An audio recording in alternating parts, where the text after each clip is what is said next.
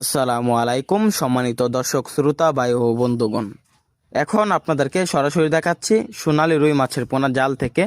যারা বাজারে উচ্চ দামে সোনালী রুই মাছের পোনা বিক্রি করতে চান তারা আমাদের এখান থেকে ক্রয় করতে পারবেন উচ্চ ফলনশীল সোনালী রুই মাছের পোনা।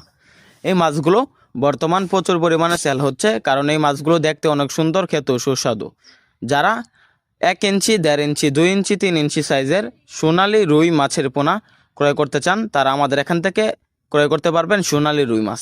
এই মাছগুলো মাত্র 4 মাসে বাজারে বিক্রি করতে পারবেন। আপনারা চাইলে 6 মাস চাষ করেও বাজার বিক্রি করতে পারবেন।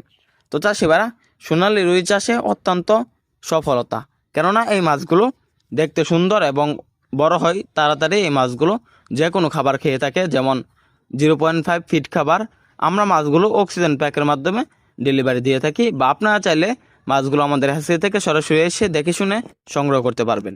তো চাষিবারা এই মাছগুলো ফিট খাবারের পাশাপাশি খেয়ে থাকে কচুরিপানা।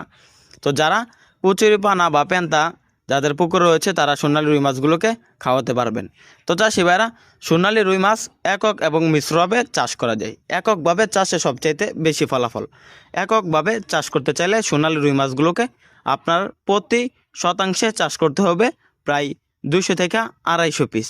তো চাষিবারা, আপনারা যদি মিশ্রভাবে চাষ করেন 100 পিস চাষ করবেন সোনালী রুই মাছ। এরকম বড় সাইজের সোনালী রুই মাছের পোনাও ক্রয় করতে পারবেন। কিন্তু চাষিবারা, আমাদের যে সোনালী রুই মাছগুলো রয়েছে এগুলো ফিট খাবার এবং নার্সারির উপর নির্ভরশীল। তো চাষিবারা, সোনালী রুই মাছ অল্প দিনে বড় হয়ে যায়, কেননা এই মাছগুলো খাদ্য খাওয়ার এবং ধারণ ক্ষমতা বেশি।